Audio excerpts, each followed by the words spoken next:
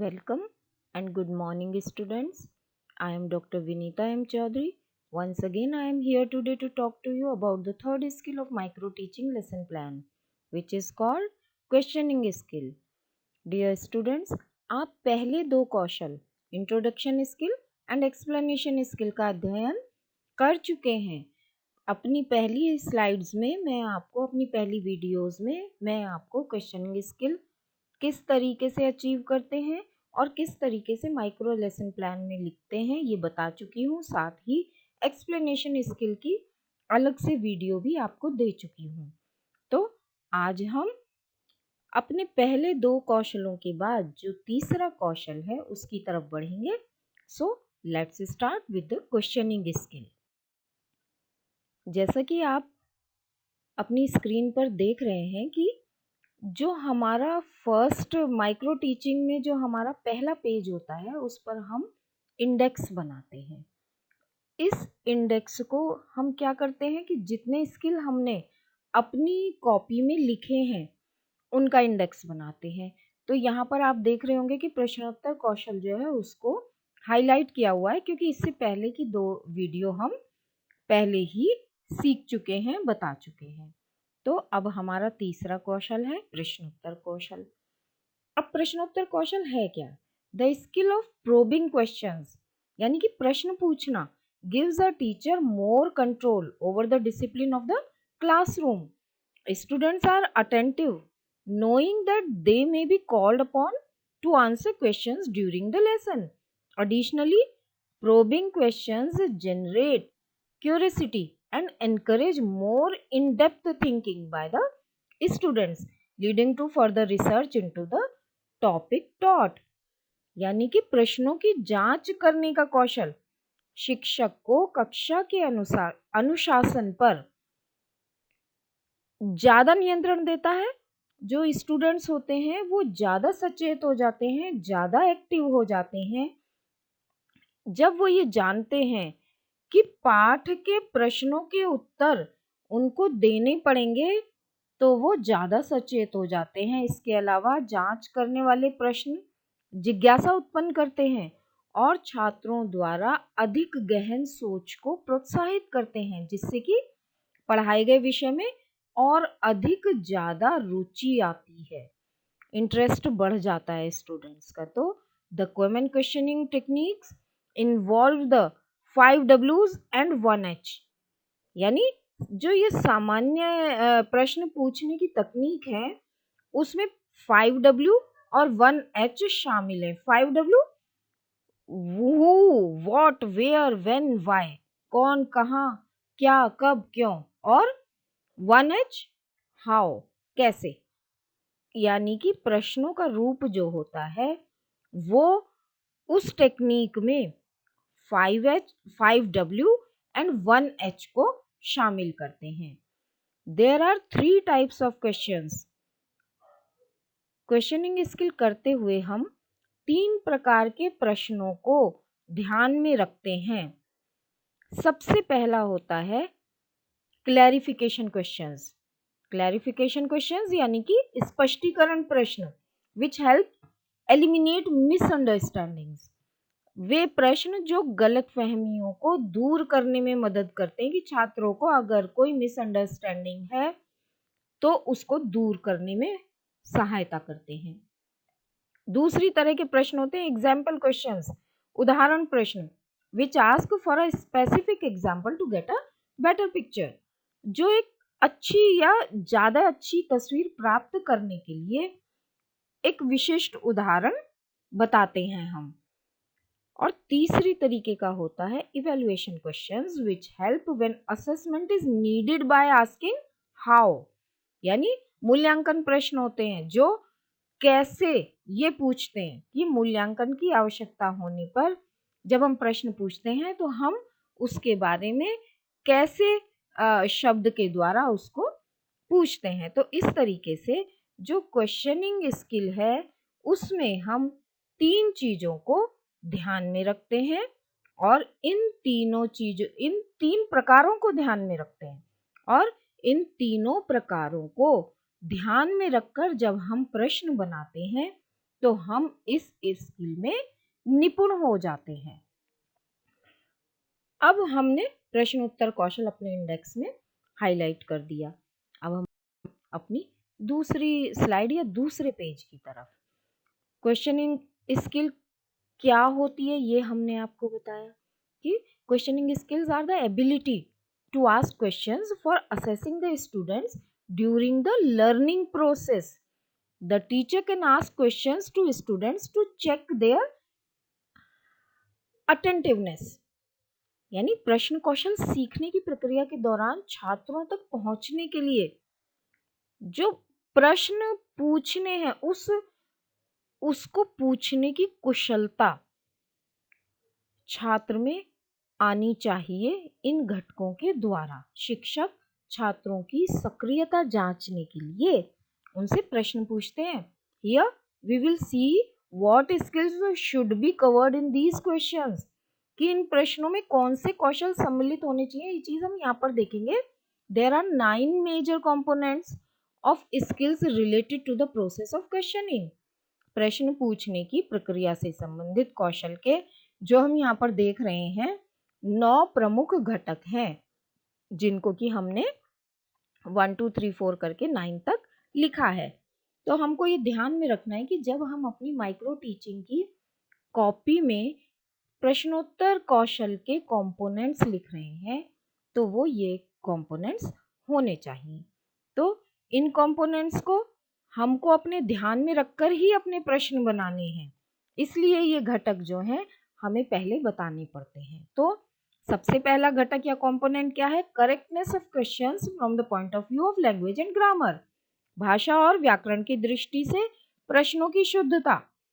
जब हम क्वेश्चन बनाएं तो हमको इस बात को ध्यान में रखना है कि भाषा और व्याकरण की दृष्टि से हमारे प्रश्न शुद्ध होने चाहिए। दूसरा घटक होना चाहिए रेलिवेंस ऑफ क्वेश्चन, प्रश्नों की प्रासंगिकता। प्रश्न जो है प्रासंगिक होने चाहिए, जो हम पढ़ा रहे हैं उसमें से ही होने चाहिए। स्पेसिफिक क्वेश्चंस, विशिष्ट प्रश्न होने चाहिए, यानी कि टू द पॉइंट प्रश्न होने चाहिए, विशिष्ट होने चाहिए, स्पेसिफिक होने चाहिए, जिससे कि उस पाठ की समझ बढ़ जाए। प्रिसाइज क्वेश्चंस होने चाहिए, सटीक और संक्षिप्त प्रश्न होने चाहिए। Asking questions with appropriate speed and pause, जब छात्राध्यापक प्रश्न पूछे तो उसमें उचित गति और विराम के साथ प्रश्न पूछना चाहिए। Number 6, asking questions with audible voice and proper modulation, छात्राध्यापक को श्रव्य योग्य ध्वनि और उचित उतार चढ़ाव के साथ प्रश्न पूछना चाहिए। इसके अलावा 7th point, do not repeat questions unnecessarily, अनावश्यक रूप से प्रश्नों को न दोहराना। नंबर 8 पर कंपोनेंट है students answers repeat by the teacher, विद्यार्थी के उत्तर शिक्षक द्वारा दोहराना। बहुत बार क्या होता है कि एक विद्यार्थी उत्तर देता है और अन्य विद्यार्थी उसको नहीं सुन पाते हैं, तो शिक्षक को छात्राध्यापक को ध्यान में रखना चाहिए कि उस विद्यार्थी के उत्तर को दोहरा दे, और अगर वो सही है तब भी दोहरा सकते हैं, अगर वो गलत है तब भी दोहरा सकते हैं, क्योंकि अगर सही है तो हमें उसे बताना होगा कि बच्चे ने सही आंसर किया है, और अगर सही नहीं किया है तो सही आंसर क्या है ये भी बताना होगा। और नंबर 9 पर जो कंपोनेंट है वो होगा asking appropriate number of questions, उचित संख्या में प्रश्न पूछना। इसका मतलब है कि जब हम छात्रों से प्रश्न पूछ रहे हैं तो उनकी संख्या उचित होनी चाहिए। उचित इन द सेंस कि छात्र को जो पाठ हमने पढ़ाया है या जो अनुच्छेद हमने पढ़ाया है, जो पैराग्राफ हमने पढ़ाया है, उसमें से जितने हम ज़्यादा से ज़्यादा प्रश्न पूछेंगे उतना ही जो स्टूडेंट्स हैं वो उनको सीख पाएंगे। क्योंकि अगर हमने एक पूरे अनुच्छेद में से प्रश्न बनाकर और छात्रों से पूछा तो हमें भी ये पता चल जाएगा कि उन्होंने कितना सीखा। तो components of micro teaching skill लिखने के बाद हम थर्ड पेज पर आते हैं। थर्ड पेज पर हमको क्या करना है? अब थर्ड पेज पर जो हमारे कॉलम होते हैं वो होते हैं छात्राध्यापक या छात्राध्यापिका क्रियाएं। दूसरा कॉलम होता है छात्र क्रियाओं का और तीसरा कॉलम होता है शिक्षण कौशल के घटक। तो अब हम यहाँ पर किस तरीके से लिखते हैं? हम क्या करते हैं, सबसे पहले जो अनुच्छेद हमको पढ़ाना है उसको हम लिखेंगे। बहुत बार क्या होता है कि हमारे पास पेज छोटा होता है और हम अपना पूरा पाठ उसमें नहीं लिख सकते जितना हमको पढ़ाना है। तो जैसा कि आप स्क्रीन पर देख रहे हैं कि अनुच्छेद हमने पूरा न लिखकर थोड़ा सा शुरू का और बीच में डैश लगाकर थोड़ा सा लास्ट का लिख दिया है। हम इस तरह भी लिख सकते हैं अगर हमारे पास कम जगह है तो, और अगर ज़्यादा जगह है तो हम पूरा भी लिख सकते हैं। तो यहाँ पर हमारे पास कम जगह है तो हमने अनुच्छेद लिखा है और उसको छोटे में लिख दिया है। और इधर हमने झांसी की रानी जो पाठ हम पढ़ा रहे हैं उस पुस्तक का चित्र है, उस अनुच्छेद के आगे बना हुआ ये चित्र है। तो ये हमारी टीचिंग एड है। अब हम क्या कर रहे हैं, पहले हम छात्राध्यापक या छात्राध्यापिका जो क्रिया करेगी वो लिखेंगे। यानी छात्राध्यापक या छात्राध्यापिका छात्रों को एक पैराग्राफ या अनुच्छेद के बारे में व्याख्या करेगी। ये वही व्याख्या है जो कि हमने व्याख्या कौशल में की थी। केवल समझाने के लिए हमने केवल एक ही पाठ का उदाहरण लिया है। तो हम इसे पहले पढ़ लेते हैं कि यह कविता सुप्रसिद्ध कवयित्री सुभद्रा कुमारी चौहान के द्वारा रचित है। इस कविता में कवयित्री ने रानी लक्ष्मीबाई के शौर्य की प्रशंसा की है तथा 1857 के स्वाधीनता संग्राम में रानी लक्ष्मीबाई के योगदान का वर्णन किया गया है। इस स्वाधीनता संग्राम में उन्होंने महत्वपूर्ण भूमिका निभाई थी। कविता में बताया गया है कि उस काल में अंग्रेज साम दाम दंड भेद इत्यादि सभी तरीकों का प्रयोग करके भारतीय राजाओं के राज्यों को छीन रहे थे। उसी समय झांसी की रानी लक्ष्मीबाई ने अपनी वीरता और अदम्य साहस का प्रयोग करते हुए वीर गति प्राप्त करने तक अंग्रेजों से घमासान युद्ध किया। ये हमारा अनुच्छेद या पैराग्राफ है। छात्राध्यापिका ने उसकी व्याख्या की और छात्र क्या क्रिया कर रहे हैं, ध्यानपूर्वक सुन रहे हैं। तो अब यहाँ पर हमें अपनी क्वेश्चनिंग स्किल दिखानी है। हमको इस अनुच्छेद में से जो मैंने आपको पहले बताया कि जो कंपोनेंट है उन सबको फॉलो करना है। अब हम इसमें से ज्यादा प्रश्न पूछेंगे। पहला प्रश्न है, इस कविता में कवयित्री ने किसके शौर्य की प्रशंसा की है? जब छात्राध्यापक ने ऐसा पूछा तो छात्रों की क्रिया या छात्र जो उत्तर देंगे वो ये देंगे कि रानी लक्ष्मीबाई के शौर्य की प्रशंसा इस कविता में की गई है। इसके बाद दूसरा प्रश्न पूछेंगे। जो छात्राध्यापक है वो दूसरे प्रश्न पे आ जाएंगे कि रानी लक्ष्मीबाई के संग्राम का वर्णन किस सन का बताया गया है? तो छात्र बताएंगे 1857 बता देंगे वो। उसके बाद फिर से प्रश्न पूछेंगे छात्राध्यापक कि 1857 के संग्राम को क्या नाम दिया गया? क्योंकि हमने पैराग्राफ में बताया था, व्याख्या की थी, तो छात्र बताएंगे कि स्वाधीनता संग्राम। फिर छात्राध्यापक प्रश्न पूछेगा उस काल में अंग्रेज क्या कर रहे थे? छात्र उत्तर देंगे भारतीय राजाओं के राज्यों को छीन रहे थे। फिर प्रश्न होगा जो छात्राध्यापक करेंगे, राज्यों को छीनने के लिए उस काल में अंग्रेज किन तरीकों का प्रयोग कर रहे थे? अनुच्छेद में यह भी है कि साम दाम दंड भेद सभी तरीकों का प्रयोग जो अंग्रेज थे वो राज्यों को छीनने के लिए कर रहे थे। फिर एक और प्रश्न पूछेगा छात्राध्यापक, झांसी की रानी लक्ष्मीबाई ने अपनी किन क्षमताओं का प्रयोग करते हुए युद्ध किया था? छात्र बताएंगे कि अपनी वीरता और अदम्य साहस क्षमताओं का प्रयोग रानी लक्ष्मीबाई ने युद्ध में किया था। फिर अध्यापक प्रश्न पूछेंगे, छात्राध्यापक प्रश्न पूछेंगे कि लक्ष्मीबाई ने कब तक अंग्रेजों से युद्ध किया? छात्र उत्तर देंगे कि वीरगति प्राप्त करने तक लक्ष्मीबाई ने अंग्रेजों से युद्ध किया। प्रश्न 8 पूछा जाएगा, लक्ष्मीबाई ने अंग्रेजों से कैसा युद्ध किया? छात्र बताएंगे घमासान युद्ध किया। और अंत में एक और प्रश्न पूछा जाएगा, ये कविता किस सुप्रसिद्ध कवयित्री के द्वारा रचित है? और सभी को पता है क्योंकि इस अनुच्छेद में भी है कि सुभद्रा कुमारी चौहान जी द्वारा इस कविता को रचा गया है।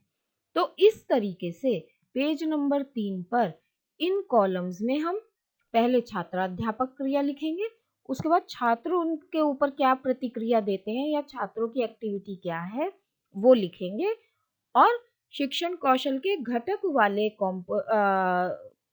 जो कॉलम है उसमें हम अपना पाठ का टीचिंग एड लगा देते हैं, जिससे कि हमारे जो स्टूडेंट्स हैं वो ध्यानपूर्वक और रुचिपूर्वक हमारे प्रश्नों को सुने और उनका उत्तर दें।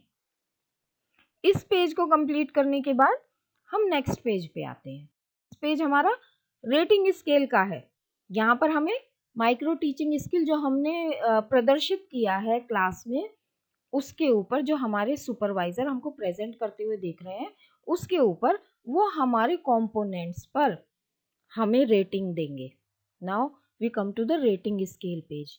तो इस पेज पर क्या हो रहा है कि जो हमारे कंपोनेंट्स थे उनको हमने अब पास्ट टेंस की तरह लिखा है, जिससे कि हमारे सुपरवाइजर हमें इवेल्युएट कर सके, यानी छात्राध्यापक को इवेल्युएट कर सके उनके सुपरवाइजर।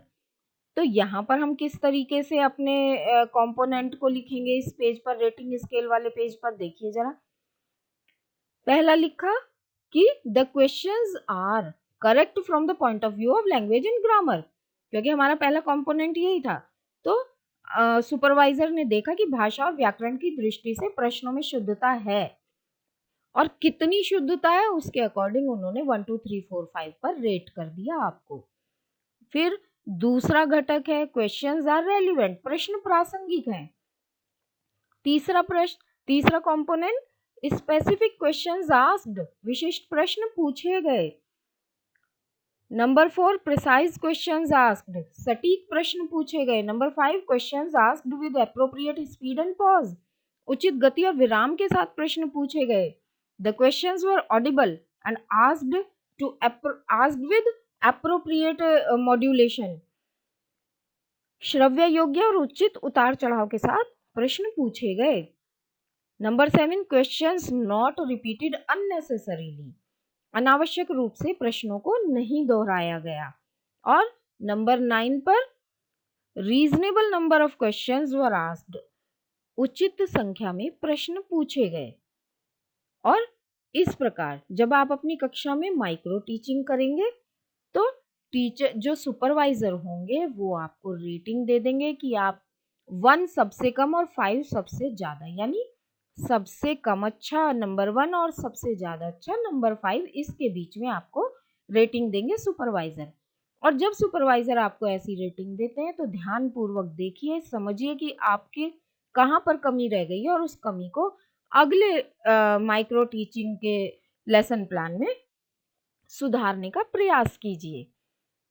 सुपरवाइजर आपको सुझाव देंगे लिखकर। नीचे देखिए टिप्पणियां और सुझाव, कमेंट्स एंड सजेशंस लिखा है। यहाँ पर खाली जगह होगी जहाँ पर कि पेन से सुपरवाइजर आपकी कुछ कमियों की ओर इशारा करेंगे, आपको उन पर भी ध्यान देना है।